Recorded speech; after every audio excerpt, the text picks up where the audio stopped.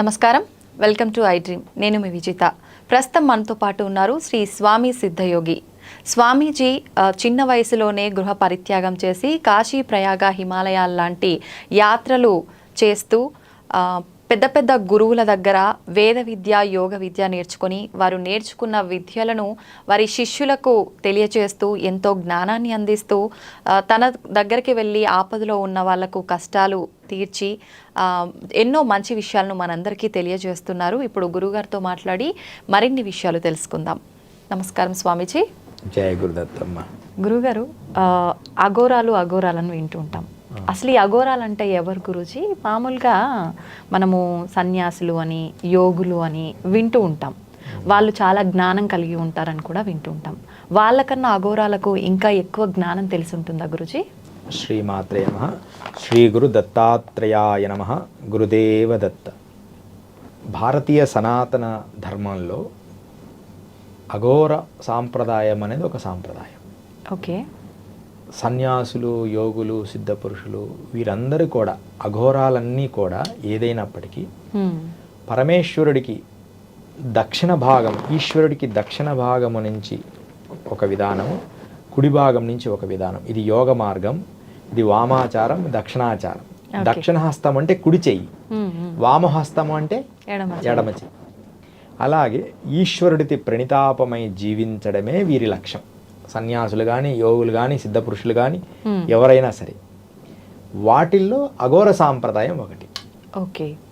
అయితే దక్షిణాచారంలో కానీ వామాచారం అంటే శుద్ధత్వం, యోగ సాధన ద్వారా యమ, నియమ, ఆసన, ప్రాణాయామ, ప్రత్యాహార, ధారణ, ధ్యాన, సమాధి అంటారు వీటిని. అష్టాంగ మార్గాలు. ఈ అష్టాంగ మార్గాల ద్వారా ఒక విధానంగా అలవరుస్తూ సత్వగుణంగా ప్రేరేపిస్తూ సంఘానికి అనుకూలంగా ఉండి కాషాయ వస్త్రం ధరించి యోగ మార్గం ద్వారా ఇంద్రియాలను దగ్గరగా తీసుకునే ప్రయత్నం చేయడం అనేది సన్యాసులు అంటారు. ఇదే మార్గాన్ని విశ్వమంతా భగవంతుడే కదా, అన్నిటా భగవంతుడు ఉంటాడు, శ్మశానంలో భగవంతుడు ఉంటాడు, దేవాలయంలో వెలిగించిన దీపానికి మనం నమస్కరిస్తాం, చితి మంటల దీపానికి నమస్కరించాం. అది మంటలని భయపడతాం. వాస్తవంగా రెండిటిలో ఉండే అగ్నికణం ఒకటే కదా, దీపము మంట ఒకటే, కానీ అది డిఫరెంట్ అయిపోయింది. అయితే ఈ అఘోరాలకి ఏంటంటే రెండిటిలో ఉండే సత్యం ఒకటే కాబట్టి దీంట్లో నుంచి మేము కనుగొంటాము అని అఘోర సాంప్రదాయం అనేది ఒకటి. అంటే దీంట్లో నుంచి ఉంటారు వాళ్ళదంతా, కొంచెం శ్మశానం నుంచి మొదలు పెడతారు. మనం మాత్రం శ్మశానానికి వెళ్ళి ఆ క్షణం మాత్రమే భయపడి దండం పెడతాము. తర్వాత భయపడుతూ మనం ఇంటికి వచ్చి దేవుడి దీపానికి దండం పెడతాం. ఎవరైనా దేహం వదిలేస్తే అక్కడ ఇంటికి రాగానే ఒక దీపానికి దండం పెట్టుకోం, శివాలయానికి వెళ్ళి దండం పెట్టుకుంటారు.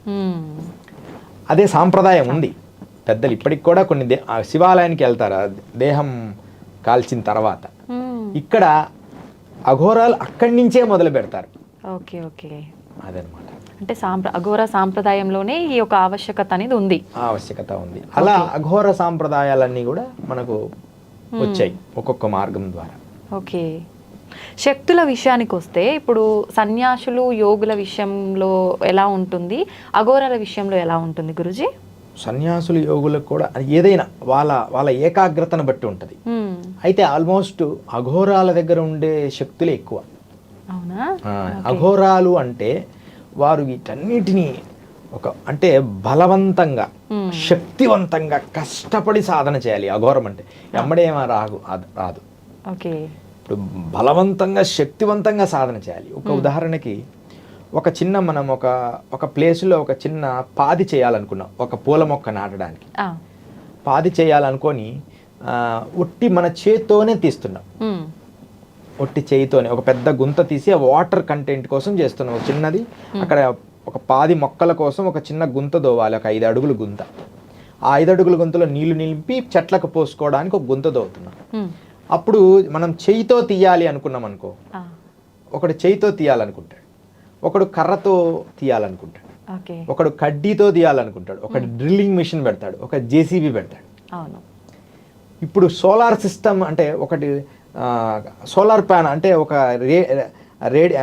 ఉంటాయి కదా రేడియో కిరణాలు, దాంతో కూడా హోల్ చేసేయచ్చు. ఓకే, మనం ఒక లైటింగ్ లాంటి దాంతో కూడా అక్కడ బ్లాస్ట్ చేయొచ్చు. అలాంటివి కూడా ఇప్పుడు వచ్చాయి. అయితే ఈ అఘోర సాంప్రదాయం అనేది ఎలాంటిదంటే చేయితో తీసినంత కఠినంగా ఉంటుంది. అప్పుడు చర్మం పోద్ది, కండరాలు, గోర్లు అవన్నీ నాశనం అవుతాయి. అయినా వాళ్ళ లక్ష్యము కోసం దాన్ని మరిచిపోయి చేస్తారు, కఠినంగా దాన్ని సాధిస్తారు. ఓకే, కానీ అదొక అంటే దాన్ని అలవాటు పడినారు, అదొక విధానం తప్ప దాంట్లో సౌమ్యంగా సాధన దాంట్లో ఇలా కూర్చొని, కానీ అలా చేయడం వల్లే వాళ్ళు దాని మీద ఏకాగ్రతగా ఉంటారు.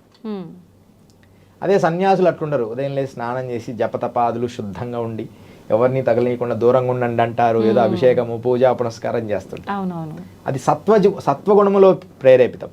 ఇది ఇక్కడ అన్ని భావాలు, అన్ని బంధాలు ఉంటాయి, అన్ని బాధ్యతలుగా. కానీ అఘోరులకు ఇంకే లక్ష్యం ఉండదు. మనం చూసే వాళ్ళకి అది పిచ్చితనంగా అనిపిస్తుంది. వాళ్ళు అక్కడే ఉండి, అక్కడే తింటూ, అక్కడే ఆరాధన చేస్తూ అంత కఠినంగా ఉంటుంది. అఘోర సాంప్రదాయం అంటే కఠినంగా ఉండే ఒకనొక చట్రం, అంటే ఒకనొక ప్రక్రియ. అయితే ఆల్రెడీ అంటే సంసార జీవితంలో ఉన్న వాళ్ళు అఘోరాగా మారే అవకాశం ఉంటుందా గురుజీ? వెళ్ళొచ్చు అలా? 100%. అయితే గురువులు ఒప్పుకోవాలి. ఇప్పుడు అఘోరాలు అనే పదానికి ఇంకా నేను కొన్ని విషయాలు చెప్తారా, సీక్రెట్స్.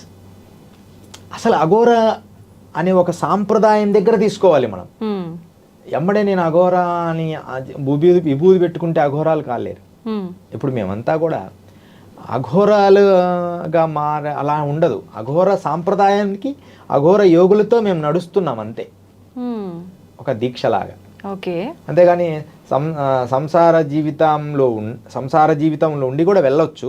కానీ వారి బాధ్యతలు అయిపోయి ఉండాలి. అంటే వివాహం అయి ఉండాలి. వివాహం అయిపోయిన తర్వాత వాళ్ళు ఆ మార్గంలో పయనించాలి. ఓకే, వివాహం అయిపోయి పిల్లలు ఉన్నారనుకో, పెళ్ళిళ్ళు చేసేసి వెళ్ళాలి. మరి అలా వెళ్ళిపోగానే వాళ్ళు దీక్ష చెయ్యరు గురువులు. వాళ్ళను పరీక్ష పెడతారు. కనీసం ఎంత లేదైనా 2-3 సంవత్సరాలు పరీక్ష పెడతారు వాళ్ళకి. ఆ పరీక్షల్లో నెగ్గి అప్పుడు దాకా ఏదో ఒక మంత్రం చేసుకొని ఆయన ఇస్తారు. వీళ్ళు ఏంటంటే ఆ మంత్రం చేసి ఇంకా నాకు సిద్ధి కలగలేదే అంటారు. పరీక్షలు అంటే ఇప్పుడు అంటే ఈయన అఘోర లైఫ్లోకి రావటానికి మళ్ళీ సంసార జీవితం వదిలేసి వచ్చిండు కాబట్టి దానికి సంబంధించిన ఆనవాళ్ళు ఈయన పైన ప్రభావం చూపుతున్నాయా లేదా అన్న గురుగారు? 100% అది. ఇంద్రియాలు వీళ్ళ కంట్రోల్గా ఉన్నాయా లేదా అని చెప్పి ఒక దగ్గర వదిలిపెట్టేస్తారు. ఒక జలపాతం దగ్గర ఇక్కడే ఉండు 6 సంవత్సరాలు అంటారు. భిక్షాటన చేయమంటారు. ఒంటికంతా విభూది రాసుకొని నీటిలో కూర్చోమంటారు.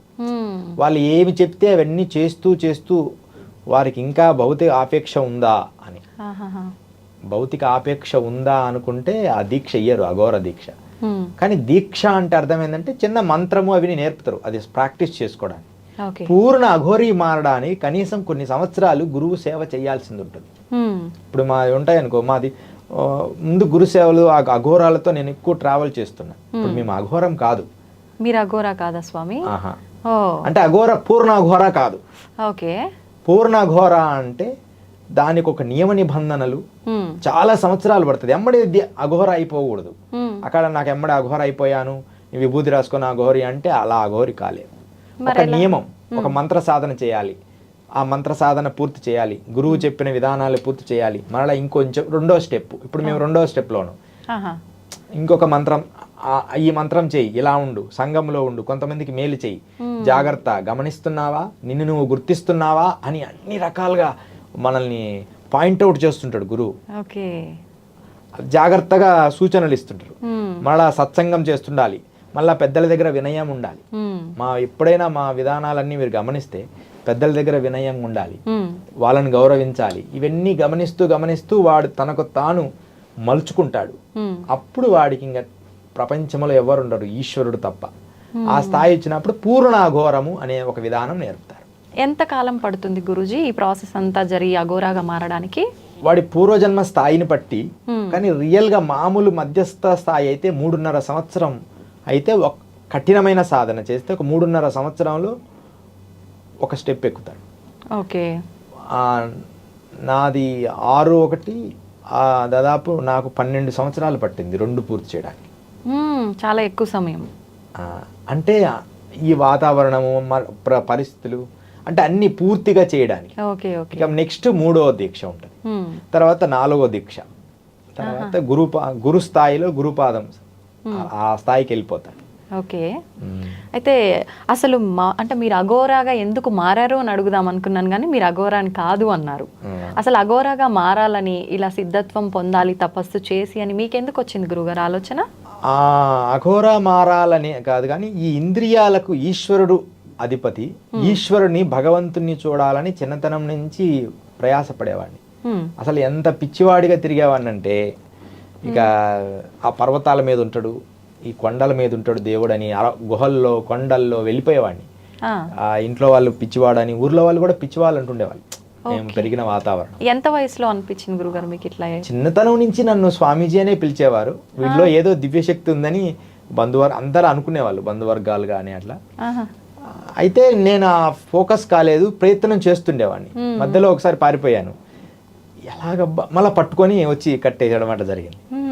ఎక్కడికి వెళ్ళిపోతున్నావు, ఎందుకు వెళ్ళిపోతున్నావు అంటే, నేను మంచు కొండల్లో ఉన్న ఈశ్వరుని చూడాలి నాకు కనపడుతుండనేవాడిని. అప్పుడు మాకు ఒకరు ఉండి, అక్కడ నిజంగా మంచుకొండలో ఈశ్వరుడు ఉన్నాడు. అప్పట్లో ఇంత ఫేమస్ కాదు కదా, ఎవరికి తెలియదు అమర్నాథ్ ఉన్నాడు. కానీ అప్పుడు ఒక ఆర్మీ ఒక ఆయన చెప్పాడు, నిజంగా అక్కడ మంచుకొండలో ఈశ్వరుడు ఉన్నాడు, ఆయన నిజంగా ఉన్నాడు, కానీ ఇప్పుడు వెళ్ళలేడు వీడు అని అన్నా. ఓహో, అయితే వీడు చెప్పేయని నిజాలే, అంటే పూర్వజన్మ నుంచి కనెక్షన్ ఉంది. అట్లా తర్వాత 13 నుంచి కొంచెం 16, 18 వచ్చేటప్పుడు కంప్లీట్గా స్వామిజీల్లో కలిసిపోవడం జరిగింది. ఇంకా అక్కడి నుంచి చేస్తూ చేస్తూ సేవలు చేసుకుంటూ 23, 24 ఏళ్ళప్పుడు గురు మంత్రం జరిగింది.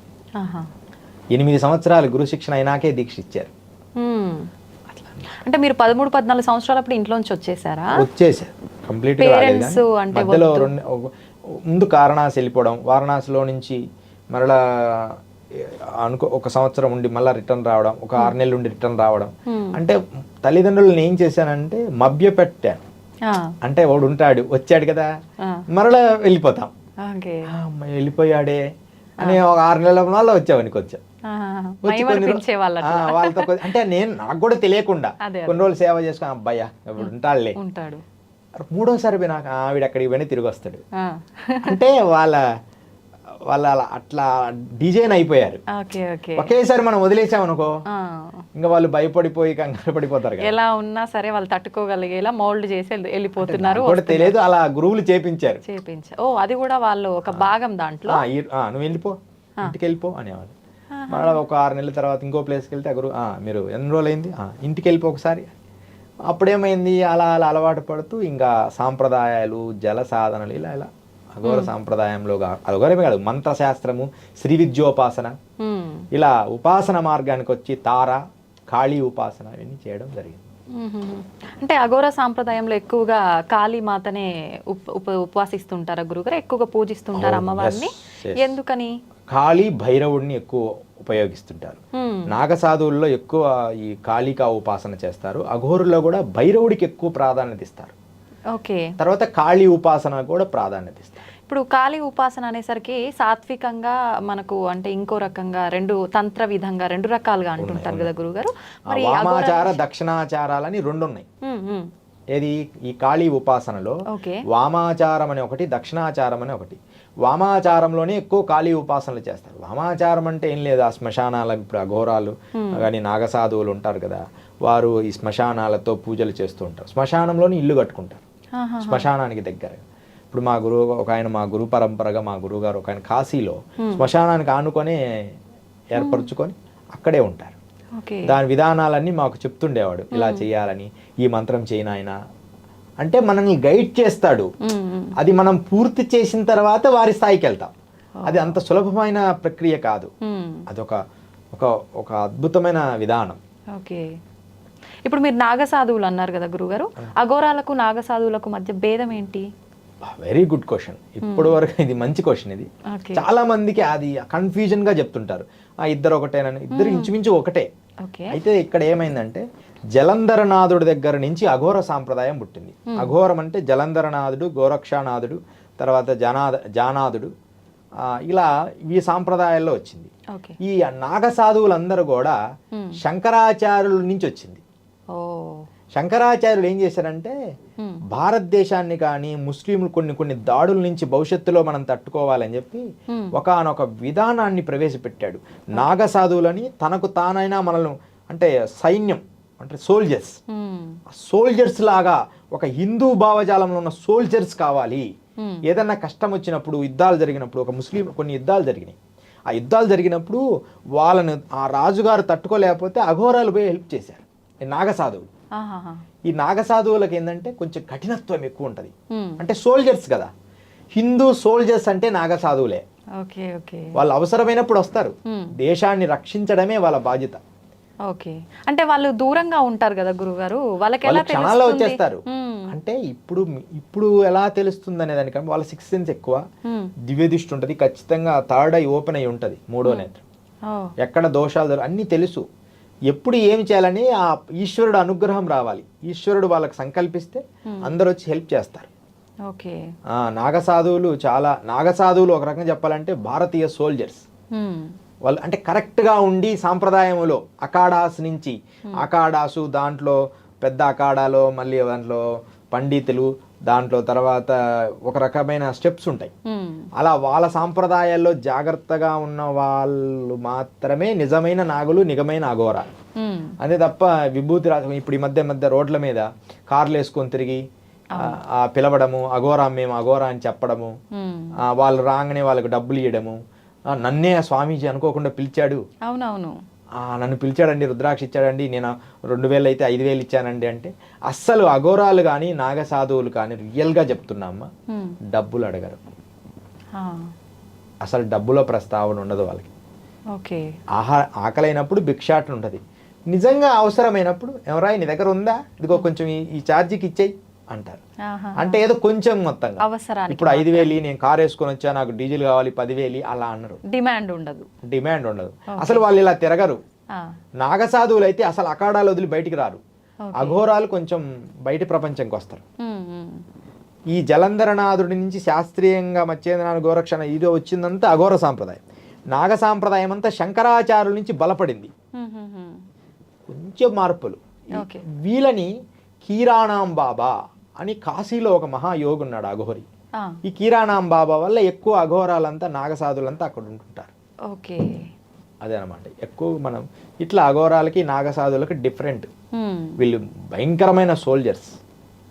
భారతదేశాన్ని సీక్రెట్గా రక్షించడంలో ఈ నాగసాధువులు మహాశక్తివంతులు. ఒక చిన్న కథ చెప్తామా? అలాగే గురుగారు.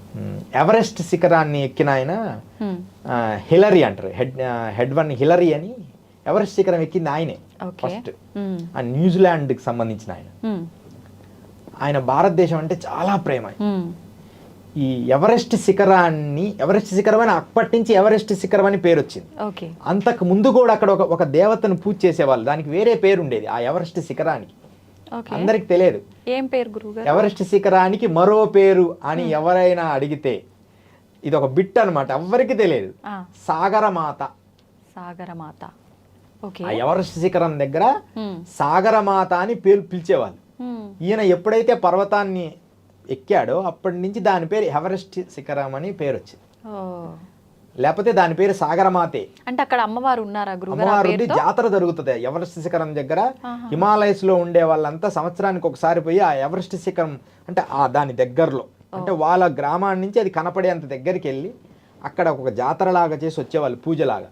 ఇప్పటికీ జరుగుతుందా గురువుగారు? అది ప్రత్యేకంగా ఇప్పుడు వేల మంది వెళ్తున్నారుగా, ఇప్పుడైతే జరుగుతున్నట్టే. అప్పుడైతే ఇంకా కష్టం కదా. ఇప్పుడు జరుగుతుంది. సాగరమాత అంటారు ఎవరెస్ట్ శిఖరానికి మరో పేరు సాగరమాత. మనం గూగుల్లో చూసుకోవచ్చు. ఆ హిలరీ ఏం చేశాడంటే ఇప్పుడు గంగోత్రి నుంచి ఎక్కువ మనం గంగోత్రి నుంచి మేము సాధువులందరూ గంగోత్రిలోనే మనం ఇంకా ముందు చెప్పుకుందాం. ఈ గంగోత్రి నుంచి ఆయన ఒక పడవలో ఆయన లైఫ్ స్టోరీ చదివితే మనకు తెలుస్తుంది. హిలరీ లైఫ్ స్టోరీ, ఎవరెస్ట్ శిఖరం ఎక్కిన హిలరీ లైఫ్ స్టోరీలో ఆ పడవలో గంగోత్రి నుంచి ఇట్లా సముద్రం దగ్గరికి వెళ్ళిపోవాలి. అప్పుడప్పుడు పడవేసుకోవడం, దిగడం, మళ్ళా నీళ్లు ప్రవహిస్తుంటే మళ్ళీ పడవలో ఎక్కడం. కొంచెం ఇబ్బంది అని ముందే తెలిస్తే సైడ్కి పోయి మళ్ళీ అక్కడి నుంచి పడవ మోసుకొని పక్కకు పెట్టుకొని ఇలా ఒక ఒక ప్రయాణం చేశాడు హిలరీ. ఈయన ఒక్కడే కాదు, కొంచెం ముగ్గురిని తీసుకున్నాడు, సపోర్ట్ ఉండాలి కదా, ఒక్కడు పడవలో పోవాలి. అలా వస్తున్నప్పుడు వారణాసి వచ్చాడు, కాశీలో పడవ దగ్గరికి వచ్చాడు. కాశీలో పడవ దగ్గరికి వచ్చి ఈయనకు ఇదే పని కదా, యోగులు అఘోరాలను. ఆయన భారతీయ అంటే చాలా మంచి ఫేమస్ అన్నమాట, ఇష్టం ఆయన. ఆయన ఏం చేశాడంటే ఒక అఘోరిని కలిసి ఆయన దగ్గర ఏదో తెలుసుకుంటూ ఉన్నాడు. నేను గంగోత్రి నుంచి ఈ పడవలో వచ్చాను గురువు గారు అన్నాడు. ఆయన అఘోరి మంచి సాధకుడు. ఆయన చూసి నా అంగమంత బలం లేదు ఈ పడవకి అంటాడు. అంటే నా అంగము అంటే ఆయన మూత్రం పోసే అంగము అంత బలం లేదు నేను అంటాడు. ఆయన స్టోరీలు క్లియర్ రాశాడు ఆయన హిలరీలో, ఇంగ్లీష్లో ఆయన మొత్తం రాశాడు ఆయన లైఫ్ స్టోరీలో. రాశాడంటే చూడాలని ఉంది గురువుగారు అంటాడు. అంటే చూడని ఆయన పడవకి ఆ పడవకి తాడు కట్టి ఈయన అంగానికి ముడివేశాడు, ఒక పెద్ద తాడు. 4 minutes ఆ పడవ నడిపినా కూడా కదలేదు పడవ. 3 నుంచి 4 minutes ఆ ఇంజన్తో పడవ ముందుకు నడిపిస్తే ఆ పడవ కదలలేదు. హిలరీ అనుకున్నాడు, హిలరీ అది కట్టాం కదా ఎగిరి నీటిలో వచ్చి పడతాడు ఆయన అని అనుకున్నాడు. ఎమ్మడే హిలరీ పోయి అంటే దీన్నే అష్టయోగ మార్గము అంటారు.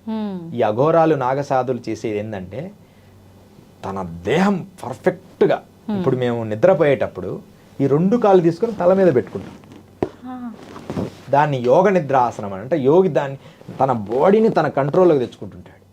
ఇట్లా ఇట్లా ఇట్లా పెట్టుకొని అంటే అది మొత్తం తన బాడీ యోగంలో ఆ బాడీని కంట్రోల్ తెచ్చుకుంటాడు.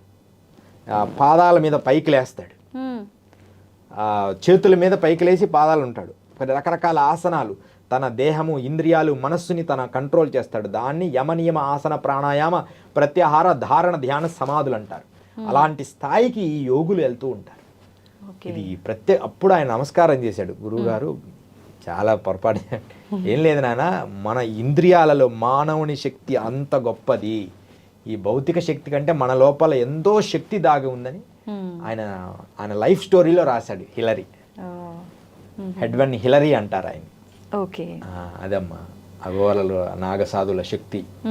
అయితే ఇప్పుడు మీరు అన్నారు గురుగారు ఇలాంటి ఆసనాలు చాలా ఉంటాయి, అఘోరాలు ఇవన్నీ చేస్తుంటారని చెప్పి, మీరు అఘోరాగా మారాలి అనుకున్నప్పుడు వెళ్ళిన తర్వాతే మీ గురువులు ఇవన్నీ నేర్పిస్తారా, వీటన్నిటికీ శిక్షణ ఇస్తారా?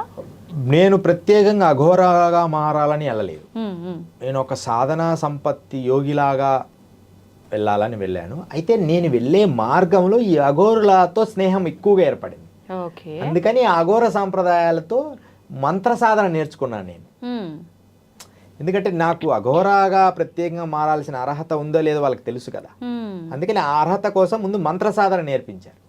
వాళ్ళతో కలిసి తిరగడం, ఇప్పుడు మనం హిందీ వాళ్ళతో కలిసి తిరిగితే హిందీ వస్తుంది, తమిళ వాళ్ళు పక్కన ఉన్నారనుకో కొంత తమిళ్ మనకు వస్తుంది. అట్లనే అఘోరాలతో బాగా నాగసాధులు కానీ అఘోరాలతో మంచి స్నేహం ఉంది.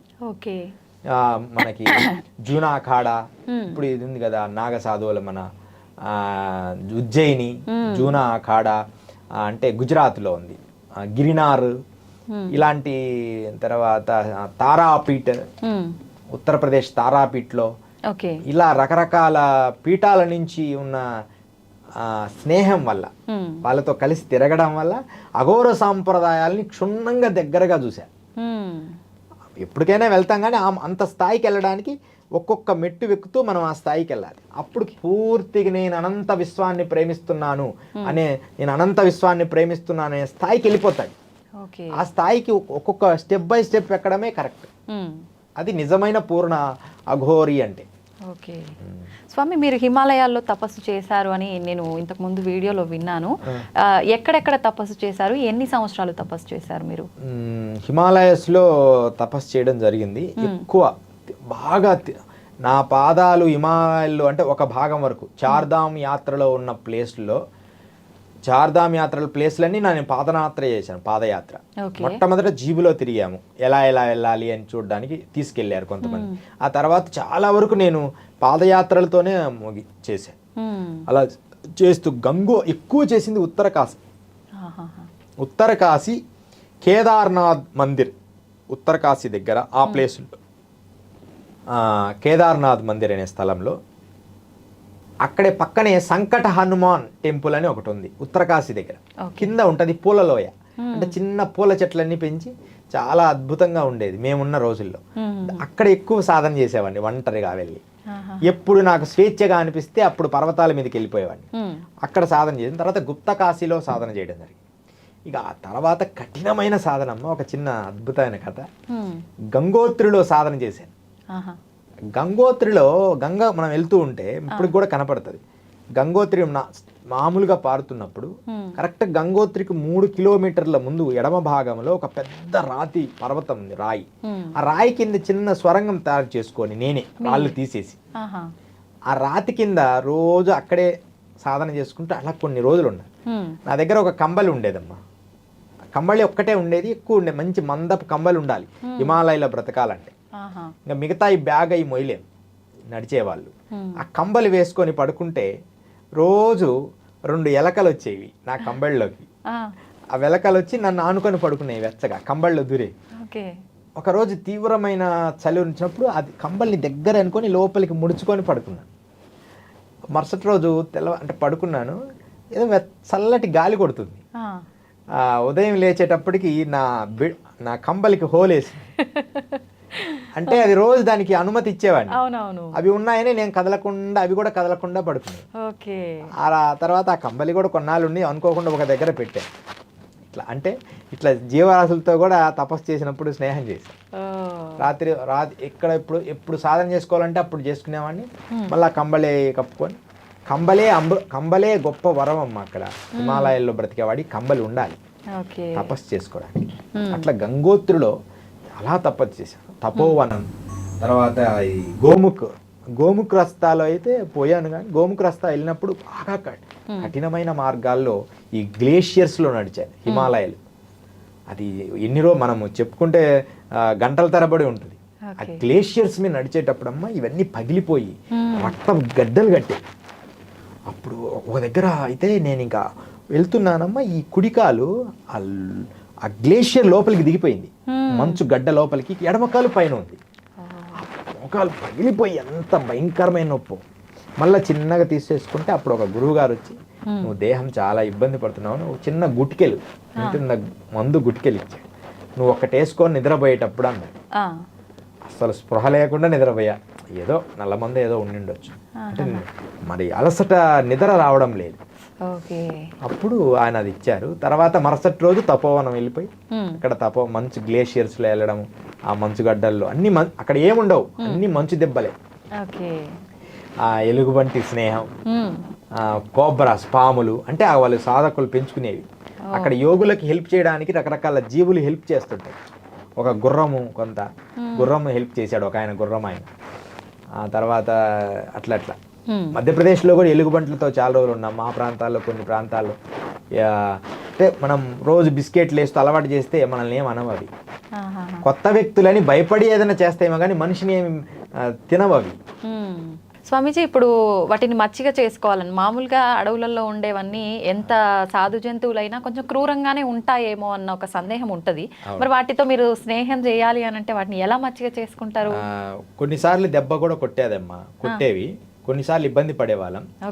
అయితే మనము రోజు ఏదైనా, మేము ఎక్కువ హిమాలయాల్లో కానీ ఎక్కడైనా దిగినప్పుడు బిస్కెట్ ప్యాకెట్స్, అంటే అప్పుడప్పుడు ఇమీడియట్లీ తినడానికి ఆహారం కొన్ని ఖర్జూర పండ్లు అవి తీసుకెళ్ళాం. ఎక్కడన్నా చెట్ల మీద వాటికి అందని ప్లేస్లో ఉన్నప్పుడు వాటికి వేసేవాడిని. అవి రోజు వచ్చి తినేళ్ళేవి. అలా మచ్చికతనం చేసుకునేవాడిని రోజు. తర్వాత పార్లీ బిస్కెట్ ప్యాకెట్లు ఎక్కువ వేస్తుండేవాడిని. అవి ఇంకా అలవాటు అయిపోయి అవి ఎలుగుబంటితో స్నేహం చేయడం మొదలుపెట్టాను. తర్వాత చిరుతపులితో ఒక్కసారి స్నేహం చేశాను. అవి కూడా అనుకోకుండా దానికి బాగా విపరీతమైన గాయాలయ్యాయి. గాయాలైన తర్వాత నా దగ్గర ఈ కొండ జాతి వాడు ఒకడు ఉండేవాడు. దానికి ఆహారం తీసుకొచ్చి దాన్ని కట్లు కట్టి చాలా బాగా చేసాము. అప్పుడు చేసిన తర్వాత అది బాగా యాక్టివ్ అయిన తర్వాత రోజు మా దగ్గరకు వచ్చేది. పడుకున్నప్పుడు మా దగ్గరకు వచ్చే పడుకునేది. ఫస్ట్లో కొంచెం ఒళ్ళు ఇట్లా వచ్చాయి నాకు, తగిలినప్పుడల్లా నాకు ఏమంటారు కదా, భూమ్స్ వచ్చాయి, భయం అనిపించేది. ఇంకా తర్వాత అలవాటైంది. ఒక్కోసారి భయంగా గట్టిగా అరిచి పంపించిన రోజులు కూడా ఉన్నాయి. అట్లా ఉంటది. అంటే వాటి సహజత్వం ఉంటది.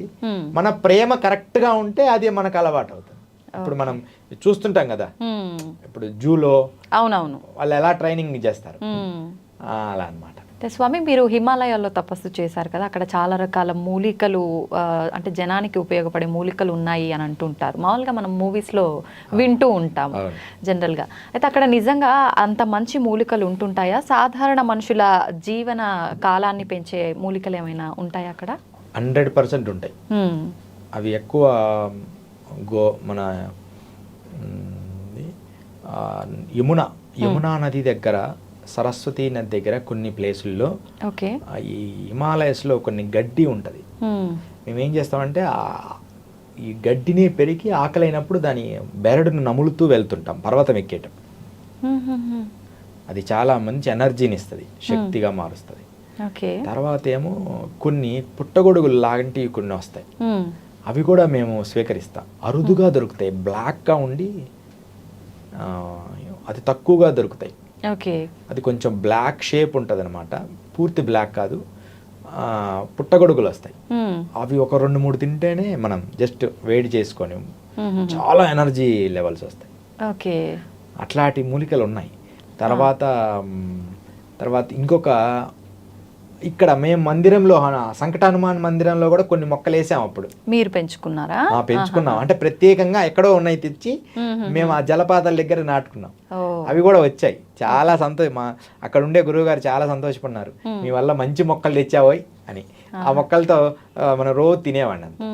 ఎక్కువ అంటే ఇంత ఆహారంకే మన దేహం అంతా సరిపోయే శక్తి వచ్చేది వాటిని తినడం వల్ల.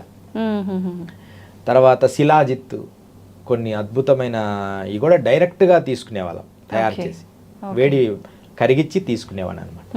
శిలాజిత్ చాలా ఎనర్జీని ఇస్తుంది, న్యాచురల్ రియల్ శిలాజిత్. అది మా దగ్గర దొరుకుతుంటుంది, అంటే కొంచెం ఉంటుంది.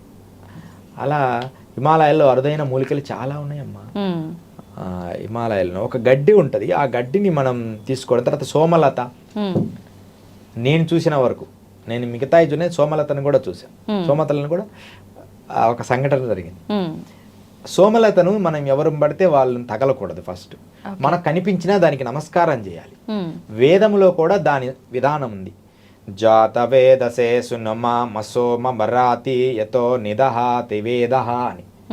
అంటే వేదంకి సంబంధించిన మొక్క కూడా సోమలత ఉంది మన హిమాలయాలు. ఆ మొక్కను కూడా మేము ఒకరోజు, అంటే గురువుగారితో నడుస్తున్నాం, సోమలత కనపడి సోమలత గారి గురుగారు నమస్తే అని చెప్పి ముందు వెళ్ళిపోయారు. గురుగారు నమస్కారం చేసుకొని వచ్చి అన్నాడు. నాకేందంటే మరలా ఏమంటే అది అయింది, కొంచెం అంత కట్ చేసుకుని నోట్లో వేసుకుందామని ఫీలింగ్. గురువుగారేమో అట్లా ఇష్టపడరు, అవసరం లేని ఆ మొక్క మనకి ఎందుకు, కానీ అది చాలా జీవశక్తులు ఇస్తుంది మనకి. అంటే అవసరం లేదు అంటే ఎటువంటి సందర్భాల్లో ఉపయోగపడుతుంది? మన జీవశక్తి కోల్పోయి ఆ బాడీ ఎక్కువ కాలం బ్రతకదు, చాలా ఎనర్జీ లెవెల్స్ పోయినాయి అనుకున్నప్పుడు సోమం అమృతం అవుతుంది. దాన్ని జాగ్రత్తగా తీసుకొని మత్తుగా ఉంటది అది. కానీ ఆ ఒక్క పదార్థమే జాగ్రత్తగా చిన్న పదార్థం చేసుకొని తినాలి. కొంతమంది ఏం చేస్తారంటే దాన్ని వేరే పదార్థాలతో మిశ్రమం చేసిస్తారు, అప్పుడు మనం మందు తాగినట్టుగా మత్తు వస్తుంది. అలా తీసుకోకూడదు, డైరెక్ట్దే ఏదైనా ప్రసాదంగా అద్దుకొని తీసుకోవాలి. నేను అలా తీసుకొని అలా కట్ చేసి అలా అనే లోపలే నోట్లో వేసుకుందాం అంటే రే అంటనే ఉన్నాడు, నేను నోట్లో వేసేసుకున్నాను. అంటే కొంచెం ఎట్లా, ఎందుకు దాన్ని భగ్నం చేస్తావు గురుదేవ, మరలా దాన్ని చూడలేను, తగలేను, తిన్నానని నాకు స్పృహ ఉండాలి అని నా మనసులో అనుకున్నా. గురువులాగా మనలాగా ఇప్పుడు గురువులకి, గురుగారు మాకెందుకు దీక్ష లేదు, మాకెందుకు మంత్రమే లేదు, అంత డైరెక్ట్గా మేము మాట్లాడలేరు. ఆ మాట నేను లోపల అనుకున్నా. వాళ్ళకి తెలిసిపోతాయా గురుగారు అట్లా అనుకుంటే? అట్లా తెంపుకొని అట్లా అంటున్నాడు గురుగారు, పిచ్చా ఎందుకు అని అంటున్నాడు, నోట్లో వేసేసుకున్నా. ఆయనకి చెప్పాలనుకున్నా ఒక్క మాట చెప్పి మిగతా చెప్పలే, అనుకోకుండా తిన్నా గురుగారు. లోపలేమో ఏమైద్ది ఒకసారే కదా అని లోపల అనుకున్నా, ఆయన చెప్పలేక. అలాంటి గురువుతో మేము పయనించినప్పుడు, ఒక సద్గురువుతో పయనించాం హిమాలయాలు. అప్పుడు ఈ సోమలత చూశాను. చాలా ఫస్ట్ టైం నేను సోమలత చూడడం. అది అందరికీ అరుదుగా కనిపిస్తుంది అనమాట. ఈ మధ్య మేము హిమాలయాలకు వెళ్ళినప్పుడు కూడా కొన్ని మూలికలు తెచ్చాం. చంద్రకాంత మూలికలని ఇంత దుంపలు తెచ్చాం. అవి దేనికి ఉపయోగపడతాయి గురుగారు? చంద్రకాంత మూలికలు వివాహం కాని వాళ్ళకి ఒకటి, తర్వాత ఏమో కళ్యాణం ఏంది కదా, చంద్రుణ్ణి ఎనర్జీలో ఆరోగ్యానికి, అంటే తినడానికి లేదు, పూజలో పెట్టుకోవడానికి. Okay okay. మేము వెళ్తున్నాము తపోవనం వెళ్ళినప్పుడే, తపోవనం వెళ్ళినప్పుడు అక్కడ ఒక జలపాతం వచ్చింది కదా, ఆ జలపాతం ఒకటి వచ్చింది. ఆ జలపాతం దగ్గర ఇక్కడ ఏదో విచిత్రమైనది కనబడుతుంది అనగానే ఇంత దొరికినాయి. ఆ మూలికలన్నీ తీసుకొచ్చాం. చంద్రకాంతం అన్నమాట. సేమ్ అలాగే హతజోడి ఉంటది. హతజోడి నేపాల్లో దొరికింది. ఈ తపోవనం వెళ్ళినప్పుడు చంద్రకాంత మూలికలు తెచ్చాం. చంద్రుడి శక్తి గల దుంపలు, అల్లంలాగా ఉంటది అది. అది ఎంత కాలమైనా ఉంటది, ఎండిపోదు. మనం ఇట్లా పక్కన పెట్టిన రీసెంట్ కూడా మన దగ్గర ఉంది, అలాగే ఉంది జీవం. అంటే ఎప్పటికీ అట్లా జీవం ఎండదు, దాదాపు 1 year ఉంటది. ఆ ఏరు ఎండదనమాట. దాన్ని చంద్రుడి శక్తి వల్ల వచ్చిన మూలిక. వశీకరణానికి ఉపయోగపడుతుందని చెప్తారు పెద్దలు. వశీకరణానికి వాడతారు ఆ మూలికని. నేనైతే పూజలో పెట్టా అంతే, దాన్ని దేనికి వాడను. అయితే గురువు గారు, ఇప్పుడు మామూలుగా మానవులకైతే జననం మరణం ఇలాంటివన్నీ సాధ్యము, ఆయుష్ కూడా ఎప్పుడు పోతుందో ఎప్పుడు ఉంటుందో గ్యారంటీ లేదు. మరి అఘోరాల విషయానికి వస్తే చాలా వరకు ఇలాంటి మంత్రసిద్ధత్వం పొంది ఉంటారు, మూలికల గురించి తెలిసి ఉంటుంది వీళ్ళకు. మరి ఇవన్నీ తెలుసు కాబట్టి దీర్ఘాయుష్ పొందే అవకాశం ఉందా? అంటే కొన్ని ఆహార నియమాలు, కొన్ని పరిస్థితులు, జనాలకు కొంచెం బయటికి రాకుండా ఉండడం, ఇవన్నీ కూడా ఆయుష్ని పెంచుతాయి. ఓకే, అంటే ఆహార నియమాలు కూడా ఒక భాగమా? ఆహార నియమాలు మెయిన్. తన ఇంద్రియాలు తన కంట్రోల్లోకి తెచ్చుకోవడం. తర్వాత మన లోపల సుధాధారా సారై చరణ యుగళాంతర విగళితై ప్రపంచం సించంతి పునరపి రసాంనాయమాస స్వమాత్మానం కృత్వా స్వపశ కులకుండే కుహిరిని అని ఒక శ్లోకం ఉంది. అర్థమేంటి గురువు? సౌందర్యలహరిలో సుధాధారా సారై, సుధాధార మన లోపల ఒక యాపకాయ కంటే కొంచెం లావుగా ఒక చిన్న బుడిపే ఉంటది బ్రెయిన్ లో. యోగము ద్వారా 3 భాగాలుగా అది కరుగుతుంటది. 3వ భాగము కరిగేంత వరకు యోగ సాధనలో నిలబడితే ఖచ్చితంగా వారికి ఎన్ని సంవత్సరాలైనా బతికి శక్తి వస్తుంది. కానీ వాళ్ళకి ఆ శక్తి వచ్చినప్పటికీ దేహాన్ని వదిలిపెట్టి కొత్త విషయాలు తెలుసుకునే విషయాలు కూడా తెలుస్తాయి కాబట్టి దేహం వదిలేస్తారు. అంటే నెక్స్ట్ జనరేషన్ లో నేను పుట్టి ఈ పని చెయ్యాలి కదా అని తెలుసుకొని దేహం వదిలేస్తారు తెలిసి. అలా చాలా మంది గురువులు చేస్తున్నారు. కానీ కొంతమంది ఈ సాంప్రదాయంలో నాగులు, అఘోరాలు ఆ స్థాయి వెళ్ళి కేచరిని సాధించి, వజ్రేలిలో సాధించి, కుండలిని జాగృతపరిచి అమృతధారని పొందితే, ఆ సుధాధారణ పొందితే ఇక వారు నెక్స్ట్ జన్మల పరంపరలను కూడా క్షణములో కాల్చేస్తారు. దాన్నే తారము అంటారు. అందుకని కాశీలో మరణిస్తే, తారం అంటే కాశీలో మరణిస్తే మోక్షం అని ఎందుకంటారంటే, ఇన్ని పాపాలన్నీ చేసి అక్కడే చావాలనుకుంటారు. ఎన్ని పాపాలు చేసినా కాశీలో మరణిస్తే అంటారు కదా. ఎందుకంటే కాశీలో 40 సెకండ్ల నుంచి 1 minute అమ్మా కంప్లీట్ గా జన్మల్లో చేసిన కర్మలన్నీ ఆ 40 నిమిషాల్లో, ఆ 1 day 2 days లోనే కర్మ పోగొడతాడు ఈశ్వరుడు మరణించే ముందు.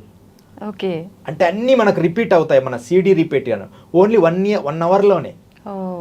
అది ఒక నియమం పెట్టారు. అందుకని అందరూ ఇక ఆ ప్లేస్కి వెళ్తారు. అందుకని అది ఒక అద్భుతమైన చట్టం. అందుకని కాశీ ఆనందానికే కాదు, కర్మలను దగ్ధం చేసేది కొంచెం కఠినమైనది కూడా కాశీ. చెప్పడానికి సులభంగా ఉన్న ప్రేమతత్వం ఉంటది, కఠినత్వము కూడా ఉంది. నీ కర్మను దగ్ధం చేస్తాడు ఈశ్వరుడు. అందుకనే శవాలు కాలుస్తా ఉంటారు. ఆ కాల్చేటప్పుడు దాని ఎదురుగు చూసుకొని తపస్సు చేస్తూ ఉంటారు. వాళ్ళల్లో మంచి సోల్స్, యవ్వనంగా ఉన్న వాటిని అఘోరాలు వాడతారు. యవ్వనంగా ఉండి మంచిగా అనుకోకుండా పోయారంటే వాళ్ళల్లో ఉన్న దివ్య శక్తిని లోకహితం వాడడానికి వాటిలలో కొన్ని తంత్ర ప్రయోగాలు చేస్తారు. ఏది ఏమైనప్పటికీ లోకహితము చేయడం అనేది శ్రేయస్కరం. ఎక్కువ వాళ్ళు లోకహితానికే వాడతారు. లోకహితం చేయలేదనుకో వాడి కర్మను వాడు బాధ్యుడు అవుతాడు. ఇదే అనమాట అఘోరాలలో ఉన్న రహస్యం. ఓకే. అయితే స్వామీజీ ఇప్పుడు మీరు అన్నారు వాళ్ళు లోకహితం కోసం ఆ చనిపోయిన శవాలను తీసుకెళ్ళిపోయి వాళ్ళు చేస్తూ ఉంటారు దానికి సంబంధించిన కార్యక్రమాలు.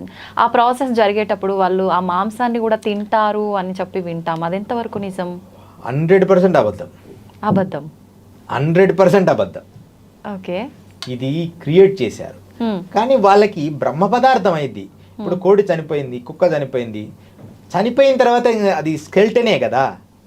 మనం సంఘంలో ఉన్నాం కాబట్టి అలా అనుకుంటున్నాం, స్కెల్టన్ అయిపోయింది కదా. కానీ నాదులు అని ఒక యోగంలో నాగసాధువుల్లో ఒక మంచి పరిమితి చెందిన వాళ్ళు ఏం చేస్తారంటే కొన్ని భాగాలు, శేష భాగములు, ఉదాహరణకు ఒక చిన్న కథ చెప్తా. భారతంలో, భారతం మనకు తెలుసు కదా, పంచపాండవులు. పంచపాండవులు తెలుసుగా. పంచపాండవుల తండ్రి పాండురాజు, ఇద్దరు అన్నదమ్ములు అనమాట. ధృతరాష్ట్రుడు, పాండురాజు. ధృతరాష్ట్రుడు గుడ్డివాడు, పాండురాజు ఏమో మంచిగా ఉన్నాడు. ఈ పాండురాజు చనిపోయాడు.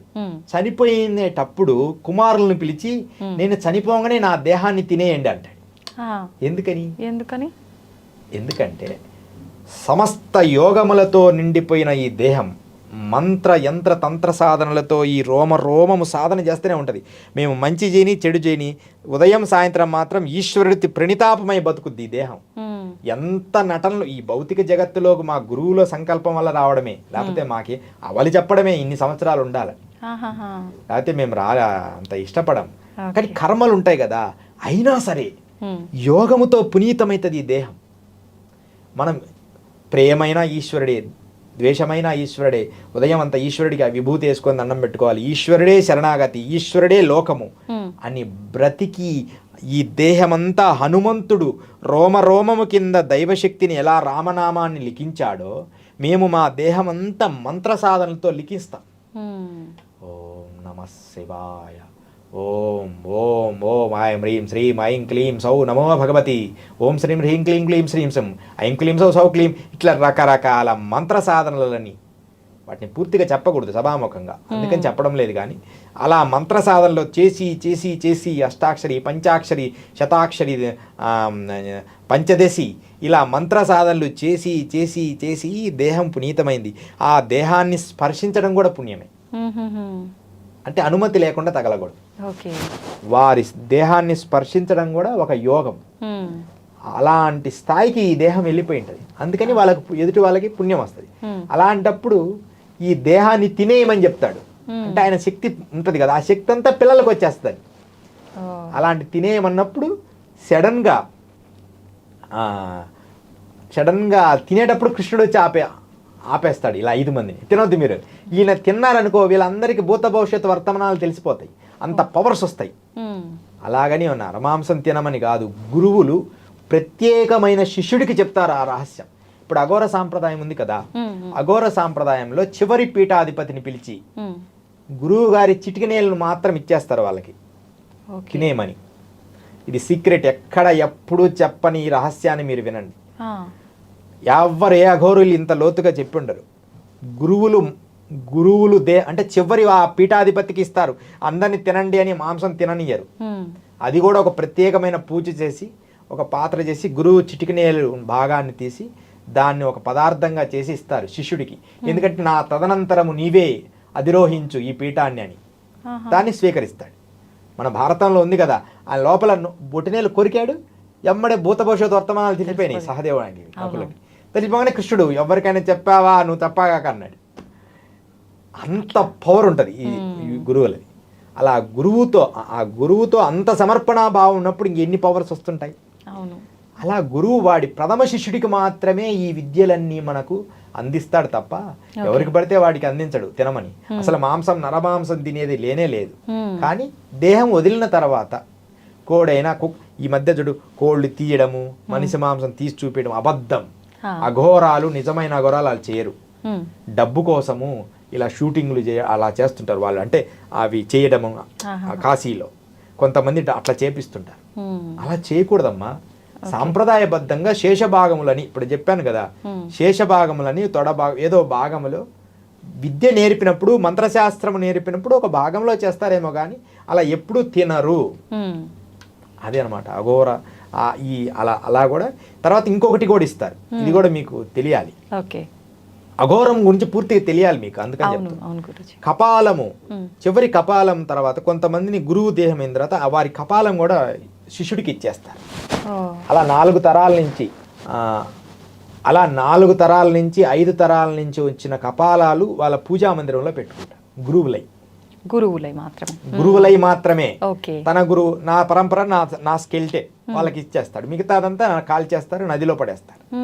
స్కెల్టెన్ కాలినాక దాని వరకు తీసేస్తారు, మిగతాదంతా బస్ అట్లా అనమాట. ఇది అఘోర సాంప్రదాయంలో సీక్రెట్స్ అన్నమాట. అదే అందరు తింటారు, అందరు మాంసం తింటారు అంటే అది అబద్ధం.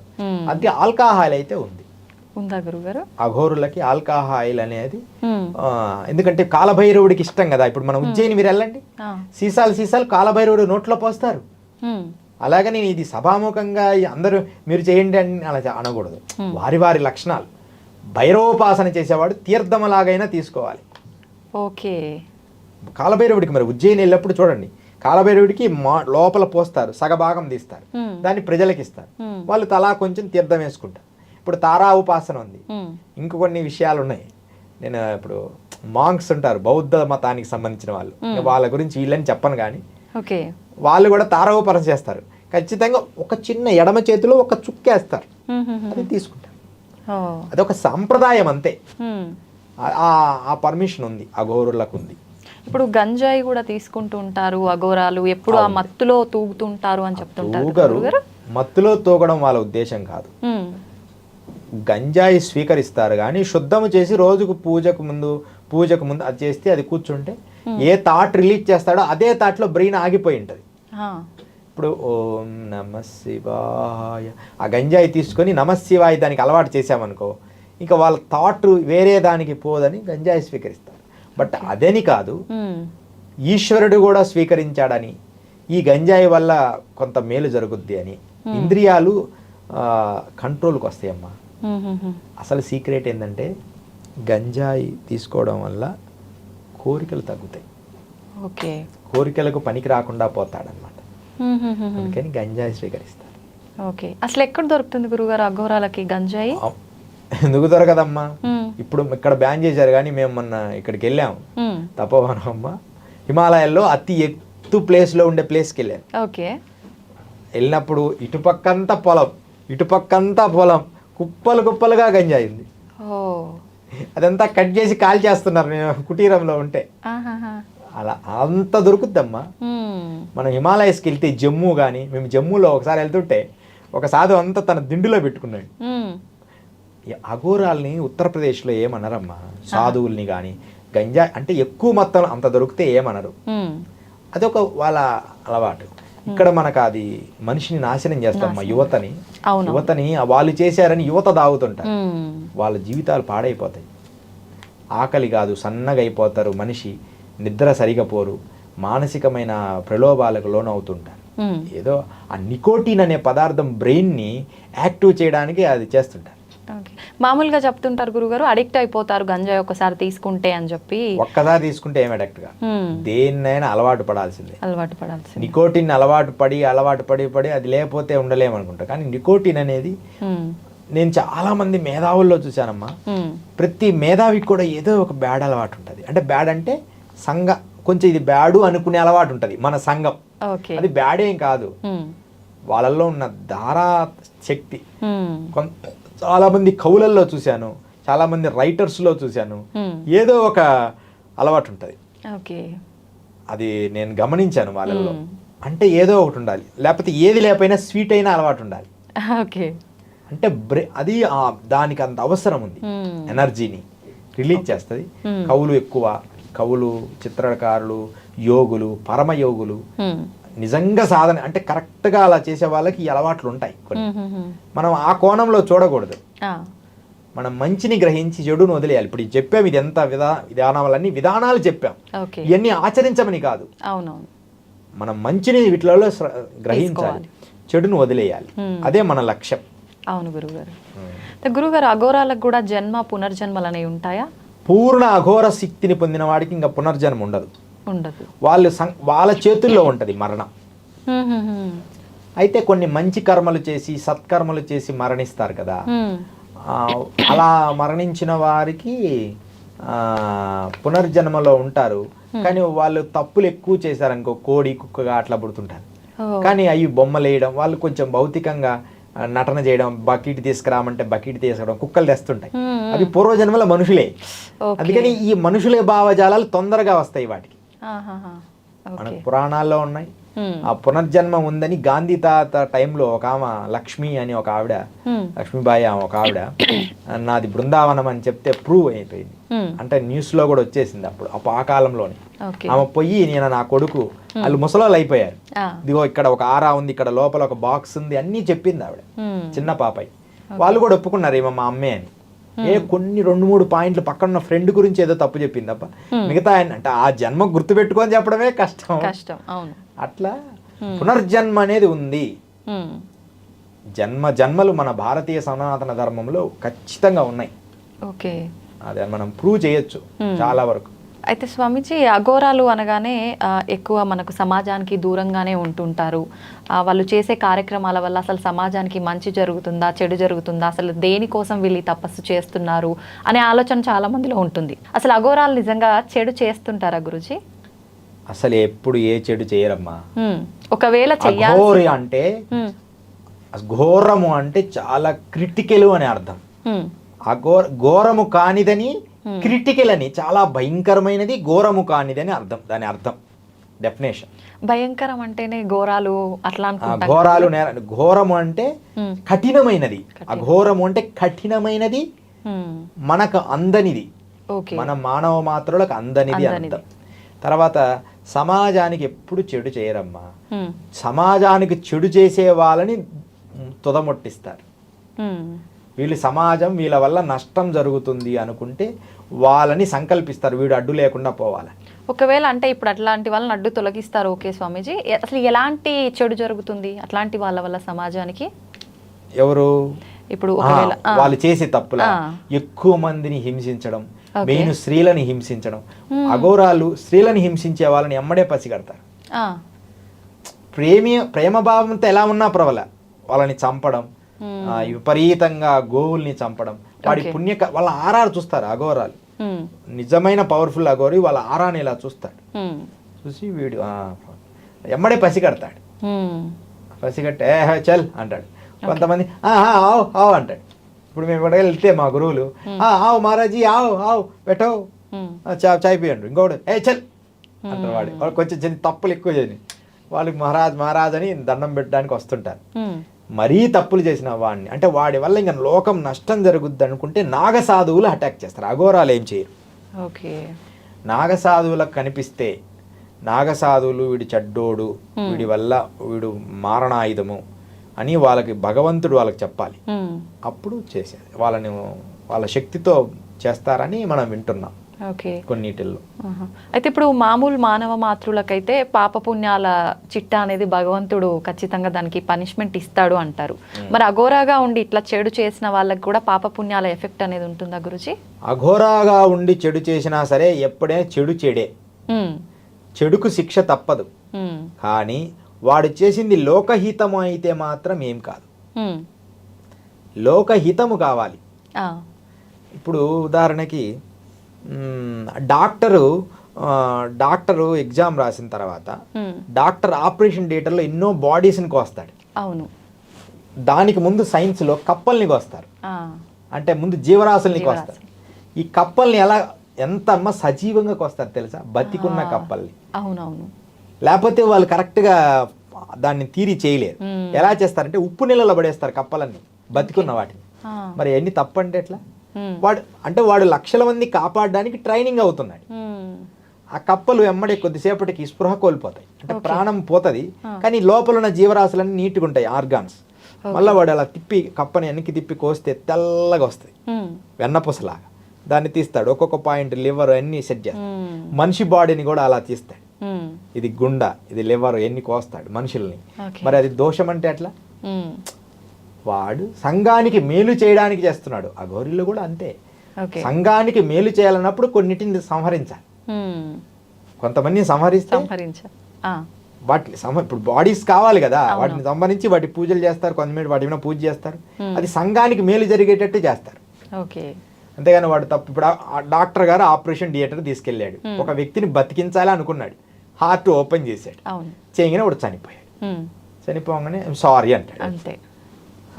వీళ్ళు ఏడుస్తారు, అంతే తప్ప ఆయన డాక్టర్ మీద కేసు వేయరు కదా. అవును, నువ్వు తప్పు నిజంగా ఇదైతే శాస్త్రీయంగా ఇతను చంపినట్టే, లేకపోతే ఇంకొంతసేపు ఎక్కువ ఉండేవాడు, ఇంకో 10 రోజులు బతికేవాడిని. ఈయన ముందు తీసుకెళ్ళి వీడు బాగు చేయాలనే ఉద్దేశం కోసం చేశాడు, అది దోషం కాదు. ఇక్కడ పాయింట్ బాగా గమనించండి, బాగు చెయ్యాలి, వాని జీవితం మంచి చెయ్యాలి అనుకునే సంకల్పములో చెడు జరిగితే అది చెడు కాదు, అది చిట్టానే.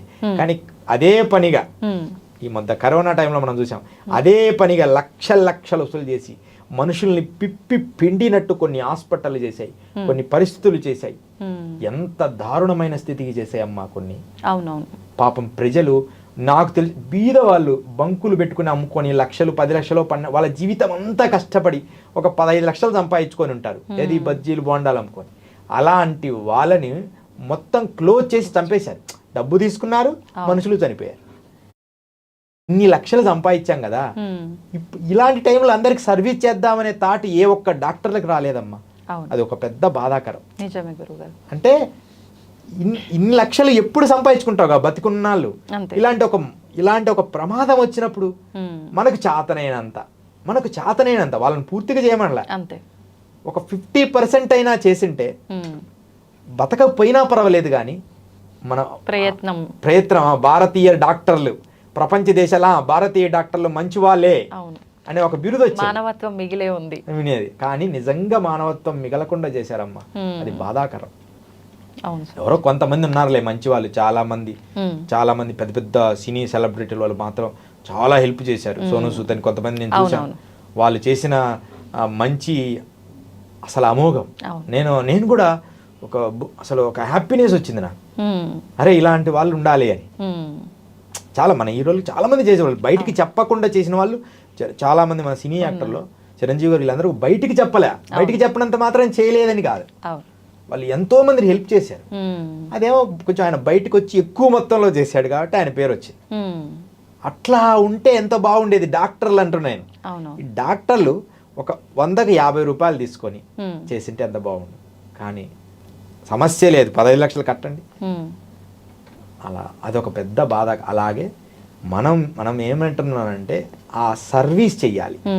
ఏ అఘోరి అయినా, ఏ సన్యాసి అయినా, ఏ వ్యక్తి అయినా అలాంటి ఆలోచన చేసే విధానము భారతదేశంలో మంచితనంగా మలుచుకుంటే అది మంచి కావాలి. అదే అన్నమాట. అయితే స్వామీజీ, నాదొక క్వశ్చన్. ఇప్పుడు మనం డాక్టర్ల గురించి మాట్లాడుకున్నాము, సమాజం కోసం ఇలా చేయాల్సింది అని. ఇప్పుడు అఘోరాలు ఎప్పుడు దేవునికి దగ్గరలో వాళ్ళు చేసే ధ్యానం రూపంలో భగవంతునితో అంటే సాన్నిహిత్యంగా ఉంటారు అని వింటుంటాం కదా, మరి ఇలాంటి ప్రళయాలు వచ్చినప్పుడు ఆపే ప్రయత్నం ఎందుకు చేయరు? పుట్టుక అంటే మరణము ఉంటుంది ప్రతి మనిషికి. ఇప్పుడు ఉదాహరణకి ఒక చెట్టు కాయ వచ్చింది, పువ్వు వచ్చింది, పుష్పం తర్వాత బ్లూమ్, పుష్పం వికసించిన కాయ అవుతుంది, కాయ అయిన తర్వాత అది పండుద్ది, ఆ తర్వాత రాలిపోద్ది. నేచర్లో కూడా ఈ నేచర్ కూడా ఒక్కొక్క స్థాయి పెరిగిన తర్వాత ఎకనామిక్స్లో ఒక సూత్రం ఉంటుంది, పెరుగుట విరుగుట కొరకే. నువ్వు ఒకనొక స్థాయిలో, తీవ్ర స్థాయిలో ఏ అడ్మినిస్ట్రేషన్ అయినా సరే ఒక పీక్ లెవెల్కి వెళ్తుందంటే పడిపోతుంది. దాన్ని బ్యాలెన్స్ చేసుకొని ఆపుకోవడం మంచిది. ఈ మనుషులు ఎట్లుంటారంటే అమ్మ, మనుషులే కాదు మనుషుల బుద్ధే కదా, ఒకటి వచ్చిందంటే పీక్ లెవెల్కి వెళ్ళిపోతారు. ఇప్పుడు సాఫ్ట్వేర్ పీక్ లెవెల్కి వెళ్ళిపోయింది, ఇప్పుడు పడిపోతుంది, మళ్ళీ కొత్తది తయారవుతుంది, అంటే కొత్త సిస్టమ్.